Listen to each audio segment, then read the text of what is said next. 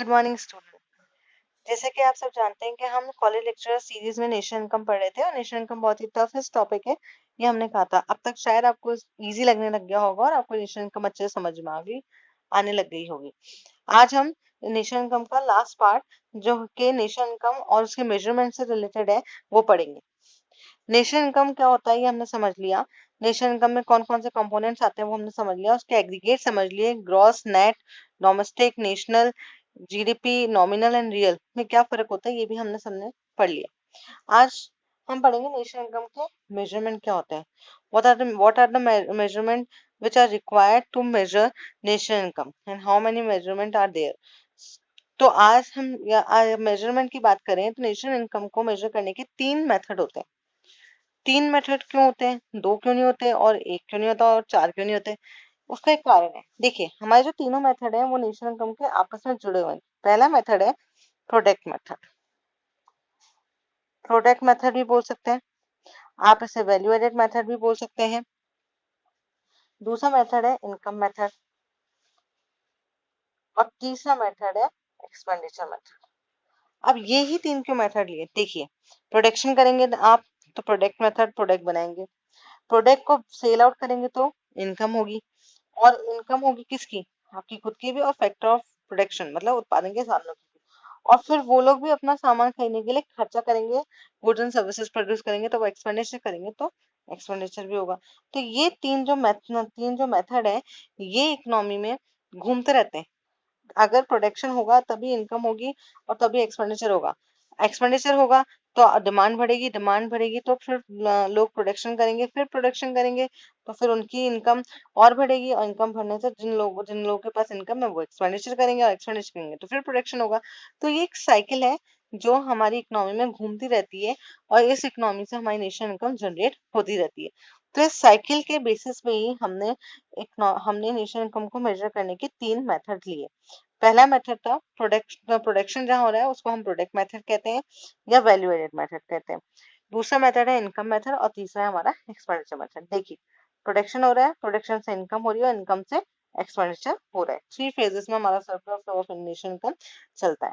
अब पहला जो हमारा मेथड है वैल्यू एडेड मेथड वो पढ़ेंगे। देखिए पहले मेथड में मैं आपको पहले समझा देता हूँ फिर हम उसको बुक से देखेंगे। पहले मेथड में हम लेते हैं इसमें जितने भी हमारे सेक्टर्स हैं इकोनॉमी के उनका बाइफिकेशन करते हैं। हमारे यहाँ पे 3 सेक्टर्स हैं इकोनॉमी में जिनको 13 सब सेक्टर्स में बांट रखा है अलग अलग। तो वो 3 सेक्टर्स कौन से हैं? प्राइमरी, सेकेंडरी और टर्शरी। प्राथमिक क्षेत्र, द्वितीयक क्षेत्र और टर्शरी क्षेत्र या फिर सेवा क्षेत्र। ये तीनों अलग अलग है। आपको पता है प्राइमरी सेक्टर कौन सा होता है? प्राइमरी सेक्टर वो होता है जिसमें हम प्राकृतिक चीजों का यूज करके उत्पादन करते हैं। वो कौन सा होता है? प्राइमरी क्षेत्र होता है या प्राथमिक सेक्टर होता है जिसमें हम यूज करते हैं, जैसे एग्रीकल्चर है, ये एक नेचुरल रिसोर्स है जिसका हम यूज करके प्रोडक्शन कर रहे हैं। फॉरेस्ट है, फिशिंग है, माइनिंग है। सेकेंडरी क्या होगा? जब हम प्राइमरी प्रोडक्ट का यूज करके उसको रॉ मटेरियल के लिए यूज करके और फिर उसको फिनिश गुड बनाए, मतलब कच्चे माल को पक्के माल में परिवर्तित करते हैं, तो वो किसका काम है? वो सेकेंडरी सेक्टर का काम है, द्वितीयक क्षेत्र का काम है। जैसे कंस्ट्रक्शन हुआ, मैन्युफैक्चरिंग हुआ, इलेक्ट्रिसिटी, गैस, वाटर सप्लाई। अब इलेक्ट्रिसिटी, गैस, वाटर सप्लाई ये इसमें सेकेंडरी सेक्टर में बता रखा है। कई जगह जब कैलकुलेशन होता है नेशनल इनकम का तो थोड़े डेटा डिफर इसलिए होते हैं क्योंकि कई जगह सेकेंडरी सेक्टर में इलेक्ट्रिसिटी, गैस और वाटर सप्लाई को नहीं रखा जाता बल्कि वो टर्शरी में रखा जाता है क्योंकि उससे माना जाता है कि सेवा के लिए काम आते हैं। पर कुछ जने जब कैलकुलेट करते हैं, कुछ जैसे इकोनॉमिक सर्वे है, आरबीआई की हैंडबुक्स है, वो जब कैलकुलेट करते हैं तो वो कुछ चीजें सेकेंडरी में सेकेंडरी में रखते हैं इन सब चीजों को। जैसे इकोनॉमिक सर्वे है वो इन इलेक्ट्रिसिटी, गैस और वाटर सप्लाई को सेकेंडरी में रखता है, लेकिन जो अब आरबीआई एस्टिमेट करता है नेशनल इनकम को या सीएसओ करता है तो वो टर्शरी में रखता है। तो अपना अपना तरीका है सबका मेजरमेंट का, तो वो उस हिसाब से रखते हैं। लेकिन आपको याद रखना है कि सेकेंडरी सेक्टर वो है जो कच्चे माल को पक्के माल में परिवर्तित करता है या जो इनपुट्स को, जो प्राइमरी इनपुट्स होते हैं उनको ट्रांसफॉर्म करता है आउटपुट में, मतलब उसका उत्पादन करता है। टर्शरी सेक्टर का काम होता है कि जो भी बना है उसको सर्विसेज को प्रोवाइड करना, जैसे कम्युनिकेशन है, बैंकिंग सर्विस है, इंश्योरेंस है, ट्रांसपोर्टेशन है, ट्रेड है, रेस्टोरेंट है, होटल है, ये सब क्या है? सर्विस सेक्टर में आते हैं। अब जब हमने आइडेंटिफाई कर दिया, अब हम इन तीनों सेक्टर में कुछ ना कुछ तो प्रोडक्शन हुआ, उस प्रोडक्शन को हमने ले लिया, वो हमारा क्या कहलाया, वैल्यू ऑफ आउटपुट कहलाया। ठीक है, उसे हमने ले लिया और जो क्या बन गया हमारा, वैल्यू ऑफ आउटपुट बन गया, वैल्यू ऑफ आउटपुट बन गया। अब वैल्यू ऑफ आउटपुट में क्या करा हमने, वैल्यू ऑफ आउटपुट में हमने वो गुड्स भी इंक्लूड कर रखे हैं जो हमारे मध्यवर्ती वस्तुएं हैं, जो इंटरमीडिएट गुड्स हैं, जिनको हम आगे फर्दर प्रोडक्शन में काम में लेंगे। तो हमने क्या करा, वैल्यू ऑफ आउटपुट में से वो जो इंटरमीडिएट गुड्स थी उनको हटा दिया। जैसे ही हटा दिया तो हमें क्या मिल गया, वैल्यू एडेड मेथड मिल गया। देखिए, ग्रॉस वैल्यू ऑफ आउटपुट में से मैंने आईसी मतलब इंटरमीडिएट गुड्स, मध्यवर्ती वस्तुएं जिनको हमने उपभोग में काम लिया, वो मैंने हटा दिया। तो मुझे क्या मिल गया, तो मुझे मिल गया जीडीपी, जीडीपी एमपी मिल गया, या जीवीए मिल गया।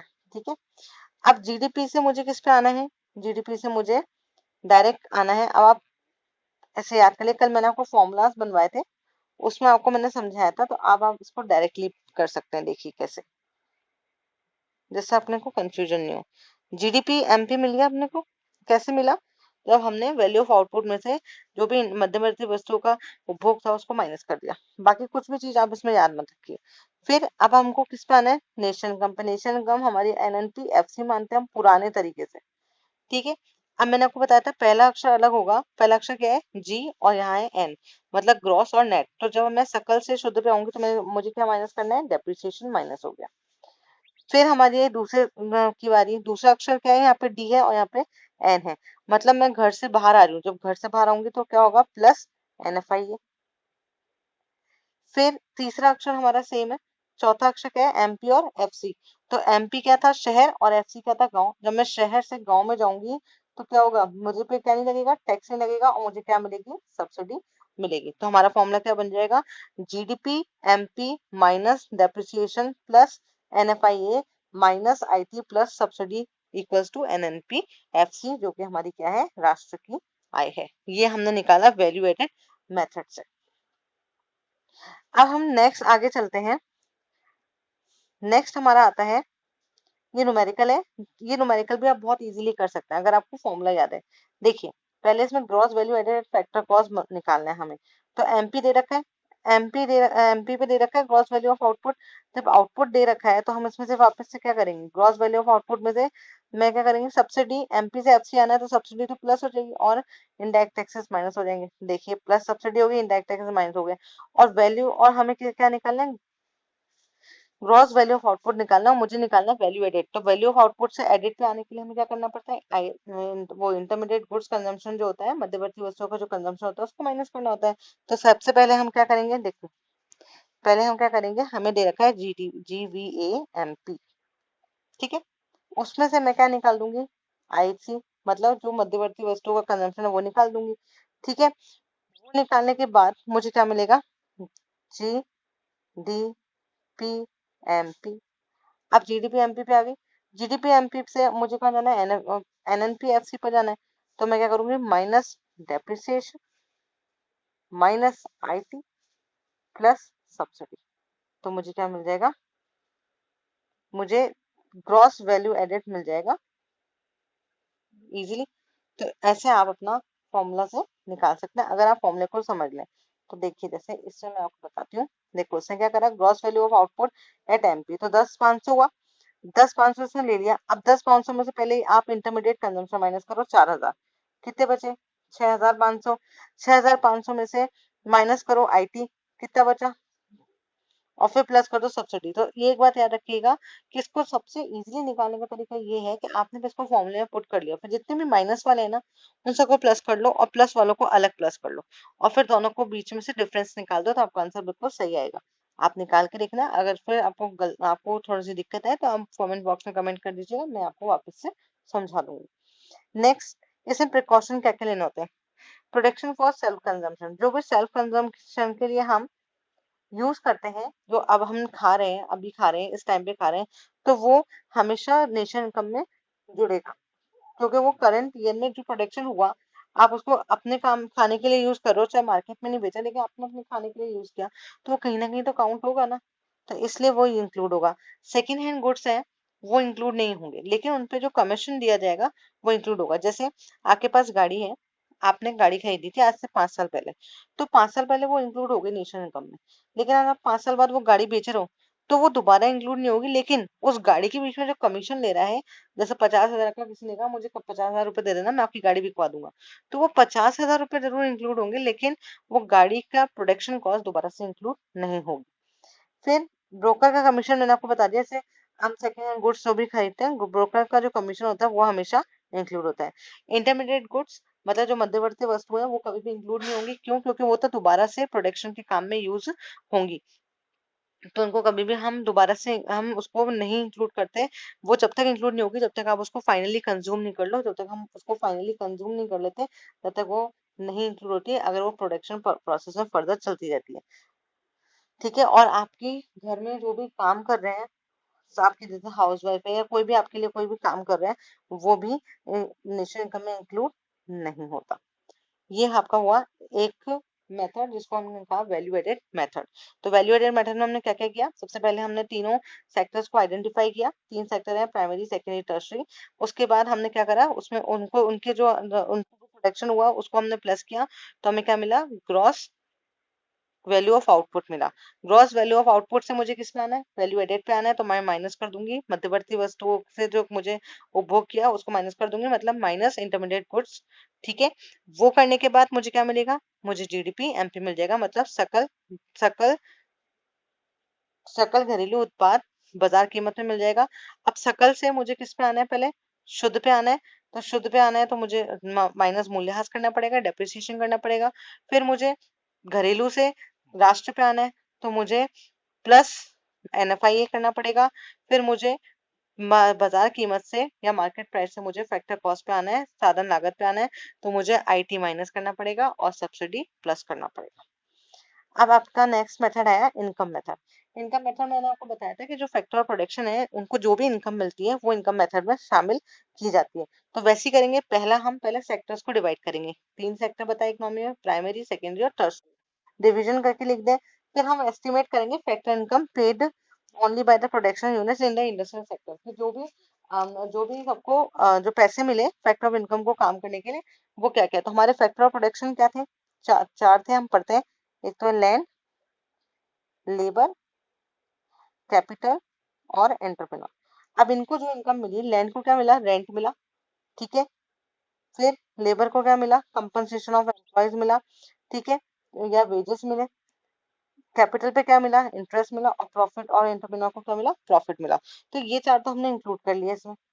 ठीक है, कंपनसेशन ऑफ एम्प्लॉयज को यहाँ वेजेस भी कह सकते हैं, क्योंकि कंपनसेशन ऑफ एम्प्लॉयज में सब आते हैं। 2 तरीके के वेजेस मिलते हैं, ये सैलरी मिलती है, एक तो कैश में मिलती है, काइंड में मिलती है। कैश मतलब जो हम एकदम से हमको पैसे दिए जाते हैं इसके बदले, और काइंड मतलब हमें कोई और चीज, जैसे यूनिफॉर्म आपको जो भी है, टीए डीए वो भी मिलता है आपको, मेडिकल अलाउंस मिलता है, मेडिकल लीव मिलती है, पीएफ अकाउंट में आपको कंट्रीब्यूशन मिलता है।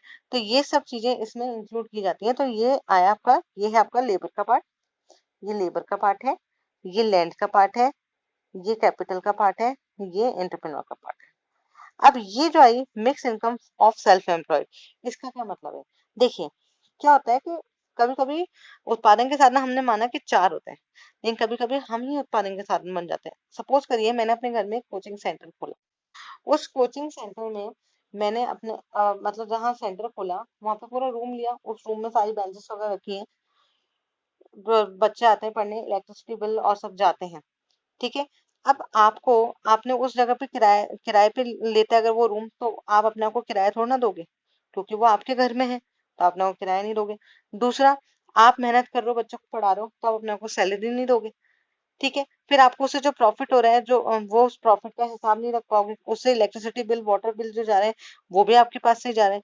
तो जब फैक्टर ऑफ प्रोडक्शन आप खुद हो, तो और आप अपनी सर्विसेज खुद दे रहे हो, तो आप अपने को पेमेंट थोड़ा ना दोगे, तो वो किस में आएगा? Mix income of self employ में आता है। तो जब हम इन 5 चीजों को इसमें प्लस कर देते हैं, जब हम इन पांचों को हम इसमें प्लस कर देते हैं, तो ये हमारा क्या बन जाता है? फिर से जीडीपी एमपी बन जाता है। जीडीपी एमपी बन गया। अब जीडीपी एमपी से मुझे वापस से क्या आना है? नेशनल इनकम पे आना है, एनएनपी एफसी पर आना है। फिर से वही चलेगा जैसे पहले था, जी से एन पे आना है, मतलब सकल से शुद्ध पे आना है तो माइनस क्या होगा, डेप्रिसिएशन मूल्यह्रास। फिर मुझे घर से बाहर जाना है तो प्लस क्या हो जाएगा, NFI है। और फिर मुझे शहर से गांव आना है तो फिर क्या करेंगे अपन, माइनस IT प्लस सब्सिडी। ये ऐसा आपका कौन सा मेथड हो गया, इनकम मेथड हो गया। खत्म आपका इनकम मेथड। तो इनकम मेथड में अपन एक बार रिवाइज कर लेते हैं, क्या क्या अपन ने इनकम मेथड में हमने पहले एज यूजुअल जो भी इकोनॉमी के क्षेत्र थे उनको बांट दिया तीन में, प्राइमरी सेकेंडरी टर्शियरी, प्राथमिक द्वितीयक और तृतीयक क्षेत्र। फिर हमने क्या करा, फिर हमने दूसरा लिया, हम एस्टिमेशन किया हमने किसका, फैक्टर इनकम का, फैक्टर प्रोडक्शन को जो इनकम मिली उसका किया। तो हमारे फैक्टर प्रोडक्शन चार है, लैंड, लेबर, कैपिटल और एंटरप्रेन्योर। लैंड को रेंट मिला, कैपिटल को इंटरेस्ट मिला, एंटरप्रेन्योर को प्रॉफिट मिला और लेबर को कंपनसेशन ऑफ एम्प्लॉयज मिला। उसके अलावा इन चारों, एक व्यक्ति जिसने चारों सेवाएं दी उसको हमने कहा mix income of self employ. और इनको हमने जब प्लस कर दिया तो हमें क्या मिला, GDP MP। जैसे हमें पहले मिला था GDP MP, वैसे GDP MP मिला। अब GDP MP से मुझे कहाँ जाना है, नेशन इनकम तक जाना है। जो नेशन इनकम क्या होती है, NNP FC, मैंने आपको लास्ट वीडियो में भी समझाया था। फिर जब NNP FC तक जाना है तो पहला अक्षर जब अलग होता है तो माइनस प्लस करते हैं मूल्यह्रास, दूसरा होता है तो माइनस प्लस करते हैं NFI है, तीसरा तो सेम रहता है और चौथे जो है MPFC उनमें कोई परिवर्तन होता है तो हम IT और सब्सिडी प्लस माइनस करते हैं। तो वैसे हम करेंगे और अपने NNPFC पर पहुंच जाएंगे। ये आपका हुआ नेशनल इनकम खत्म। नेशनल इनकम मेथड खत्म हुआ। इसका सेकेंड वाला देखिए, अब ये वाला है क्वेश्चन, इसमें नेशनल इनकम निकालनी है, कैसे निकालेंगे इस मेथड से। कंपनसेशन ऑफ एम्प्लॉय प्लस हो जाएगा, एम्प्लॉयर्स कंट्रीब्यूशन। और एक चीज इसमें याद रखनी है हमें, जैसे इसमें सेकंड पॉइंट दे रखा है employer contribution to social security, ये कंपनसेशन ऑफ फिक्स कैपिटल का, सॉरी, ये कंपनसेशन ऑफ एम्प्लॉयज में ही आता है। ठीक है, तो पहले ये जो दे रखे हैं उसको हम समझ लेते हैं। देखिए, कंजम्पशन ऑफ फिक्स कैपिटल, तो ये जो है consumption of fix capital, compensation of employees नहीं है, इसे आप कंफ्यूज मत होना, इसको हम कहेंगे डेप्रिसिएशन। डेप्रिसिएशन का ही दूसरा नाम है ये consumption of fix employ. Employees contribution to social security, ये इंक्लूड होगा, हाँ ये इंक्लूड होगा। अगर यहाँ पे एम्प्लॉयर्स की जगह एम्प्लॉय होता, मतलब आप खुद अपने लिए कंट्रीब्यूट कर रहे हो, अपनी LIC दे रहे हो, तो वो नेशनल इनकम में इंक्लूड नहीं होगी, वो आपकी सेविंग है, वो आपकी पर्सनल इनकम में इंक्लूड होगी। लेकिन अगर आपका जो बॉस है वो आपके लिए दे रहा है पैसे, तो वो आपकी नेशनल इनकम में इंक्लूड होगा, वो आपकी पर्सनल इनकम नहीं है। इंटरेस्ट हमने पढ़ा था इंक्लूड होगा। नेट इनडायरेक्ट टैक्सेस, जब हम GDP MP से FC पर आएंगे तो MP से FC पे आने पे नेट इनडायरेक्ट टैक्सेस माइनस हो जाएंगे। तो अब देखो इसमें करते जाओ क्या क्या इंक्लूड होगा, ये माइनस होगा, ये प्लस होगा, ये प्लस होगा, ये भी माइनस होगा। रेंट हमने क्या पढ़ा था, प्लस होगा। डिविडेंड, डिविडेंड क्या होगा, प्लस होगा कि माइनस होगा, डिविडेंड, कॉर्पोरेटिव टैक्स, अनडिस्ट्रिब्यूटेड प्रॉफिट, ये सब माइनस होंगे। Net factor income from abroad plus होगा, वेजेस सैलरी भी प्लस होगी। देखिए इसमें दे रखा है क्या क्या प्लस का है, 10th वाला प्लस होगा, वेजेस सैलरी। फिर सेकंड, एम्प्लॉयज कंट्रीब्यूशन प्लस होगा। फिर थर्ड, इंटरेस्ट भी प्लस होगा। फिर फिफ्थ है हमारा रेंट भी प्लस होगा। सिक्स, डिविडेंड, कॉर्पोरेट टैक्स और अनडिस्ट्रिब्यूटेड प्रॉफिट भी प्लस होंगे। क्यों, क्योंकि ये हमारी कंपनी के उस कंपनी का हिस्सा होता है, इसलिए ये भी प्लस होंगे। डिविडेंड वो होता है जब प्रॉफिट होता है, तो डिविडेंड डिविडेंड जो होता है, प्रॉफिट को हम तीन पार्ट में डिवाइड करते हैं, ये प्रॉफिट है, ये प्रॉफिट है, इसलिए प्रॉफिट हमने प्लस करना था। तो प्रॉफिट को हम तीन पार्ट में डिवाइड करते हैं, डिविडेंड, कॉर्पोरेटिव टैक्स और अनडिस्प्यूटेड प्रॉफिट। डिविडेंड वो होता है, पहले तो हम जब अपनी कंपनी बनाते हैं तो उसमें जो हमें फायदा होता है, प्रॉफिट होता है, उसमें से कॉर्पोरेटिव टैक्स जो टैक्स होता है वो हम दे देते हैं। फिर उसके बाद कुछ अनडिस्प्यूटेड प्रॉफिट होता है जो हम सेव करके रखते हैं कि आगे फ्यूचर में अगर हमें कभी भी जरूरत पड़े इन्वेस्टमेंट की या फिर कोई मिस हैपनिंग हो जाए तो उसमें काम आता है। और डिविडेंड वो होता है जो वहां पर शेयर होल्डर्स होते हैं उनके बीच में आपस में बांट दिया जाता है, तो इसलिए ये भी प्लस होगा। फिर फिर ये सारे प्लस हो गए, और net factor income from abroad भी प्लस होगी। ठीक है, तो NDPFC बन गया और प्लस कर दिया तो ये हो गया अपना NNPFC हो गया।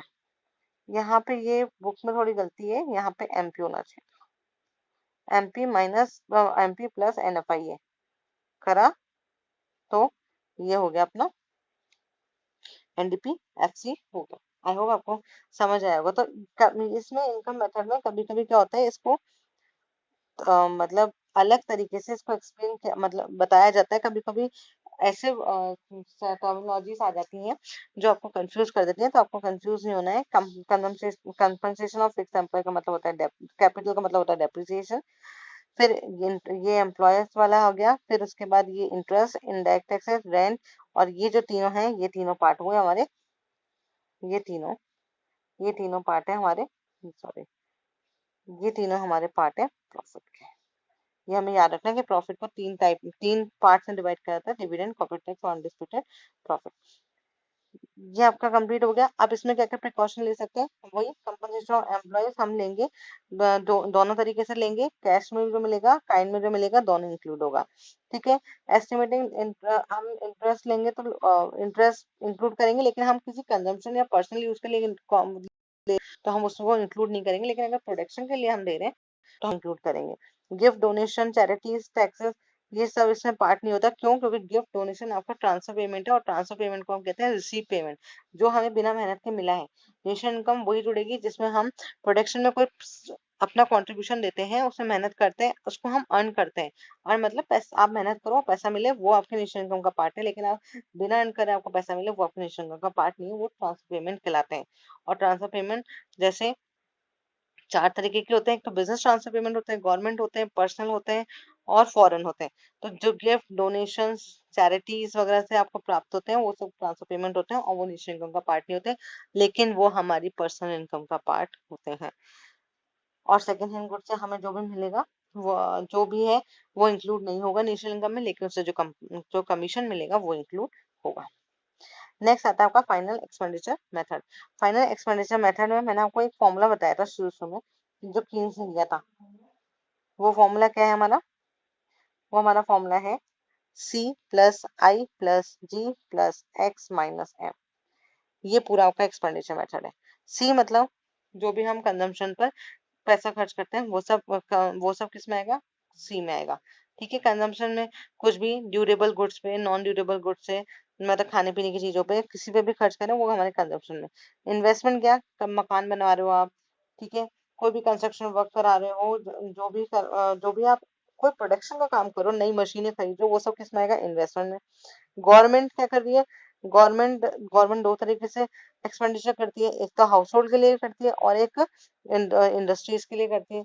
सब्सिडी देती है, ठीक है, अब कम कीमतों पे सामान उपलब्ध कराती है हाउस होल्ड्स को।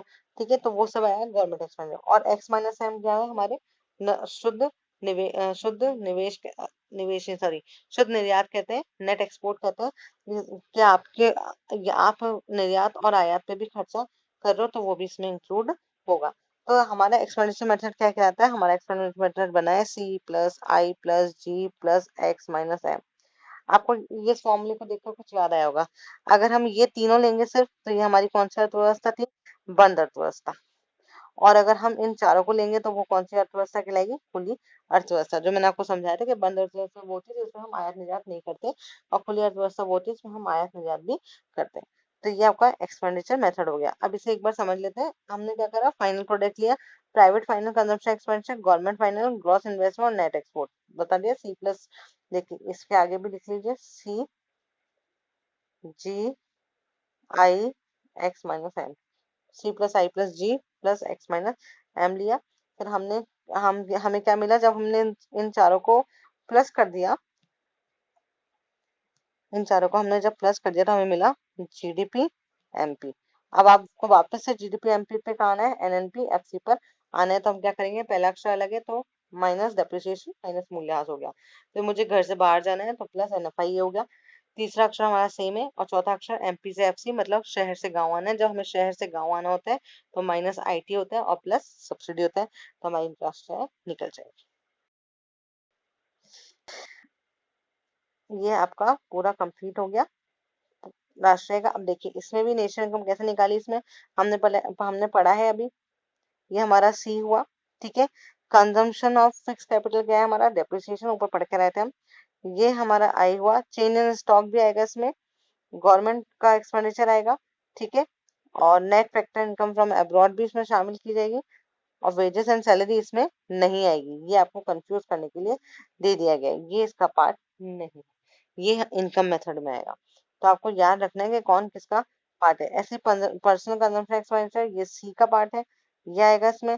ये सारे इसमें शामिल किए गए। देखिए C आया, नेट फिक्स कैपिटल फॉर्मेशन आया क्योंकि इन्वेस्टमेंट का पार्ट है। चेंज इन स्टॉक आया। ग्रॉस कंजम्पशन ये गवर्नमेंट एक्सपेंडिचर का पार्ट है। और नेट एक्सपोर्ट आया क्योंकि एक्स माइनस एम का पार्ट है।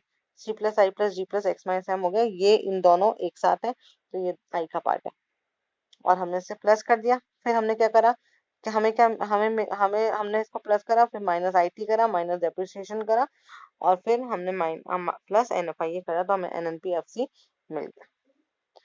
अब इसमें भी क्या क्या प्रिकॉशन लेने हैं कि वही मध्यवर्ती वस्तु पे जो खर्चा हुआ है वो हम इसमें काउंट नहीं करेंगे। जो भी गिफ्ट वगैरह हमें मिले हैं वो भी इसमें काउंट नहीं होंगे। सेकंड हैंड गुड्स परचेजेस में इसमें काउंट नहीं होंगे। और जो बॉन्ड्स और शेयर्स पे भी जो एक्सपेंडिचर हुआ है वो भी इसमें काउंट नहीं होगा, लेकिन उसमें जो कमीशन मिला है वो उसमें काउंट होगा। इस करके आपके ये तीनों जो मेथड है ये आपके कंप्लीट होते हैं यहाँ पर मेजरमेंट के। अब एक बार हम इनको एक साथ देख लेते हैं जिससे आपको कंफ्यूजन नहीं हो। देखिए तीनों मेथड। वैल्यू एडेड मेथड हमने क्या किया था, sum of gross value added MP लिया था सारे प्राइमरी सेकेंडरी टर्शरी का, ठीक है, उसको प्लस करा। माइनस उसमें से मैंने क्या किया था, माइनस किया उसमें से मैंने इंटरमीडिएट कंजम्पशन मध्यवर्ती वस्तुएं हमने माइनस कर दी। माइनस करने से मुझे क्या मिल गया, ग्रॉस वैल्यू एडेड मिल गया मुझे, ठीक है। जीडीपी एमपी मिल गया, सिंपल सी बात है, जीडीपी एमपी मिल गया। जीडीपी एमपी मिलने के बाद मुझे एनएफआईए एनएनपी एफसी पर पहुंचना है तो माइनस क्या करा मैंने, डेप्रिसिएशन। फिर डी से एन पर आना है तो प्लस एनएफआईए, एमपी से एफसी पर आना है तो माइनस आईटी प्लस सब्सिडी हो गया, ठीक है। ये आपका हुआ फर्स्ट मेथड जो मैंने आपको बताया। देखिए ऐसे किया, ऐसा जीडीपी एमपी मिल गया, फिर हमने डेप्रिसिएशन माइनस कर दिया। पहले मैं जी से एन पे आना तो डेप्रिसिएशन माइनस कर दिया, फिर मुझे एमपी से एफसी आना है तो आईटी माइनस कर दिया, सब्सिडी प्लस कर दिया, और डी से एन पे आना है तो एनएफआईए ऐड कर दिया तो मुझे क्या मिला, एनएनपी एफसी मिल गया। अब सेकंड मेथड आया। Second method income distribution method था, इनकम मेथड है। इसमें मैंने आपको बताया था, इसमें हम फैक्टर ऑफ प्रोडक्शन को लेते हैं, चार होते हैं, लैंड, लेबर, कैपिटल और एंटरप्रेन्योर। लेबर को क्या मिला, कंपनसेशन ऑफ एम्प्लॉय। लैंड को क्या मिला, रेंट मिला। कैपिटल को इंटरेस्ट मिला। एंटरप्रेन्योर को प्रॉफिट मिला।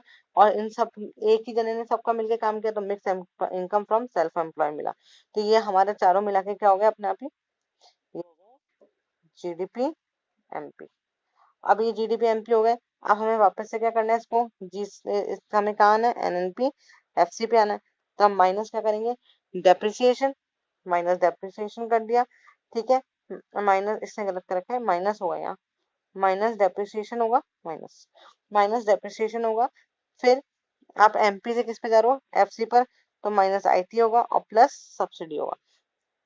तो आप जीडीपी एमपी से आप कहाँ पहुंच जाओगे, एनएनपी एफसी पर पहुंच जाओगे। देखो minus consumption of fix capital minus IT plus subsidy plus NFI, ये आपका कंप्लीट हो गया। अब नेक्स्ट मेथड आया एक्सपेंडिचर मेथड, जिसमें मैंने आपको बताया था फॉर्मूला क्या है अपना, सी plus I plus G plus X minus M.